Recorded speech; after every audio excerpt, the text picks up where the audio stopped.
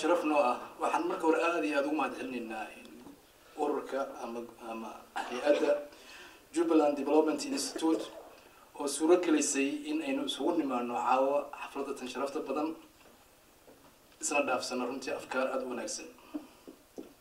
كارهان عبدكرين أو علمي أو علي أو جيرمان كسان فلاي مع الله هذا آمنة عرتن ولا شيء آمنة عرتن يقول لك عبد فرح سيدو كلا اسمه أقوى هندا هوينك يدمان أنت كسر قبل شيء حفظة تاني أدبر وما دهلنا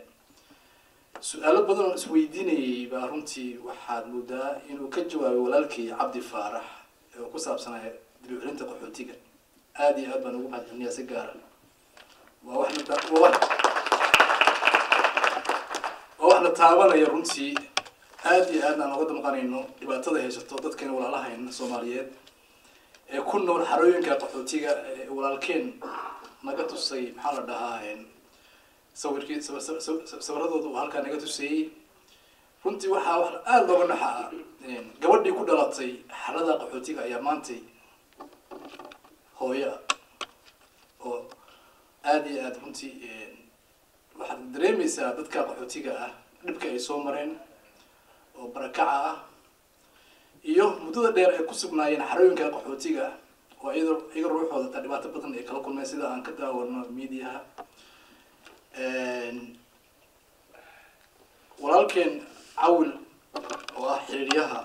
caawa xafladatan wuxuu xusay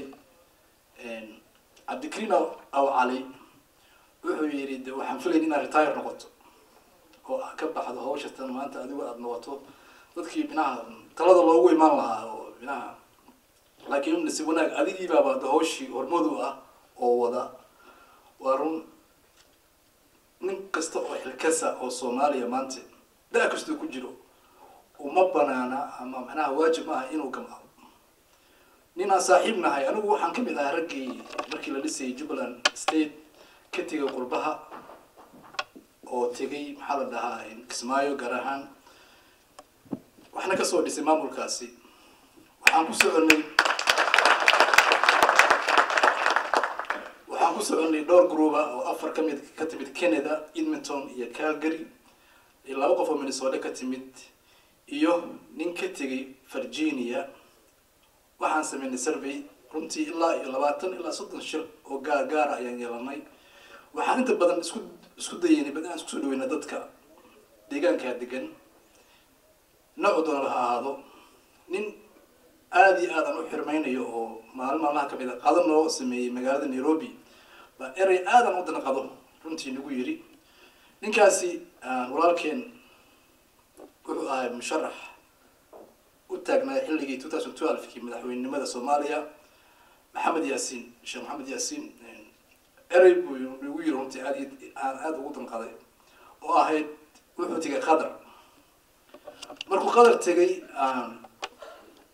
wuxuu la kulmay nin qadariyan oo markaa saaxiib ahaayeen way kaftameen markaas wuxuu ku yiri oniyow kaftanka iska daawo yiri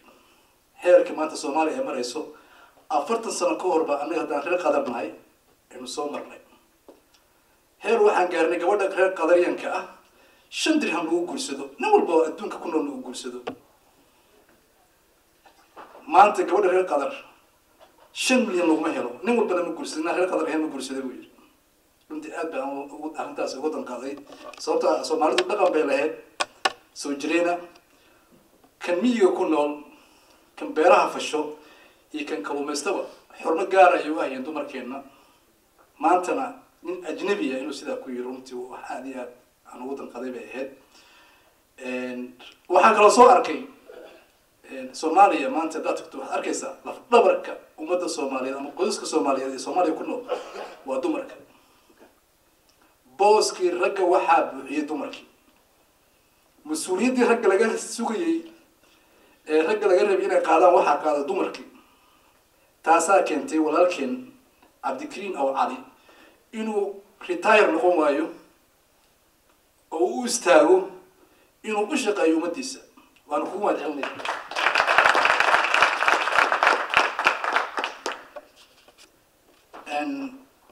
markaan kasoo noqonay gobolkii jubbada hoose gaar ahaan kismaayo dadkeena aqoon-yahanada ahaa ee dibadda joogay waxaan yeelnay kulamo gaargaara baahida ugu weyn waxay taalay runtii jirtay waxay ahayd xagga isbitaalada ama caafimaadka iskuulada iyo biyaha saafida ah oo runtii magaalada aad iyo aad ugu yaraayeen dadkuna ay cabayeen biyo aad runtii ataadan aad ka tilaabsanayso iska daa cabtiba minaa sida u yaalaan waxaan rir maxaynu ka qaban karnaa hay-adda la yidhaahdo regional sustainable development organization iyo hadda wano social development organization wadatashi wadahadal dheer kadib waxaan isla gorfeynay inaynu dirno container medical suppliers ah oo ilaa lacag gaaraysa $300,000 qiimihiisu u gaarayo waxaa runtii lacagtii shippingka lagu qaadi lahaa alaabtaasi oo markaa laga qaaday Atlanta Georgia oo la geynayay maxnaagay hadda waxay taala December 15 bay waxay alaabtaasi ka degtay Dubai baa laga qaadayaa insha Allah week soo socda waxaan rajaynayaa in Kismaayo gaarto alaabtaasi alaabtaasi oo ah 40 food container of medical suppliers and hay-adda markaan minaa hawshaa galaynay waxay nagu yidhahdeen lacag 22 maalin naga rabaa lagu gaarsiiyo dhulkii aad minaa rabtay inay gaarto alaabta dabadeed waa isku noqonay nasiib wanaag waxaan aruurinay lacag gaaraysa 11 annaga iska aruurinay 11 waxaa nagu deeqday hay-ad la yidhaahdo mid shell 22 kunba alaabtii lagu qaaday waxaynu gaarsiinay hadda Dubai December 15 waxaan rajaynayaa si gaar si dhow inay u gaarto Kismaayo marka waxyaalaha aadka murugada noo gelinaya waxaa kamid ah marka la isugu yimaado shirarka siyaasadda ama laga hadlayo arrimaha aan ahayn samafalka waxaa arkaysaa hoolasha inay buuxaan oo gees walba markaad eegto aad la yaabaysa dadka jooga tiradooda intay dhan yihiin nasiib daro marka laga hadlayo samafalka iyo waxqabadkana dadkii meel ay aadeen ma garanaysa dadku waxay jecel yihiin hadal hadalkuna waxaa mataro Soomaaliya maanta meel xun bay maraysaa guud ahaan gaar ahaan gobolada jubbada hoose gobolada Jubbaland marxalad adag bay soo martay sida horeba ugu sheegeen walaalaheen aad u adag oo alaada dhibaato badan qaxa fursadii koowaad ugu horeysay ee dadka ka soo jeeda goboladaas ay ku tashadaan oo inay wax u qabtaan gobolkooda ay ku hamiyaan waxaa la helay maanta qaralahaas iyo maamulka Jubbaland State aad iyo aad baan ugu mahadcelinaynaa runtii fursadda ayna siiyeen inaan gobolkeena wax ugu qabanno dad badan baana u heelan sida hadda hay-adatan maanta Jubbaland Development Institute ee diyaarka u tahay inay wax qabad muuqda samayso waxa ay ka hadlayna runtii wax aad iyo aad aan soo dhaweynayay way baahi badan baa taala gobolkii runtii aad u tiro badan oo aan la soo koobi karin dhaqaale ma jiro oo runtii wax fana dadkii maanta maamulka la sameeyaa taa fan oo ku shaqeeyo oo rasmi ma jiro laakiin Soomaalidu waxay tiraahdaa quraanjo ururtay mula waajida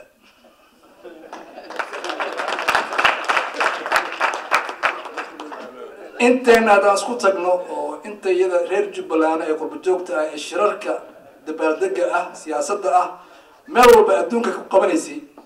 ama Australia ha noqoto ama Europe ha noqoto ama North America ha noqoto isku tagno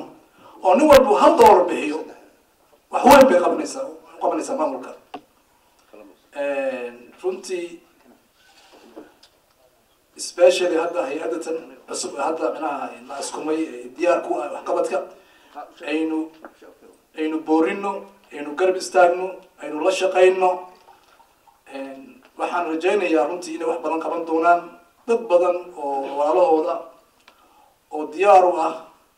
inay caawiyaan oo garab istaagaan way jiraan waxaan rajaynaynaa inaynu la shaqayno dad yiraahdo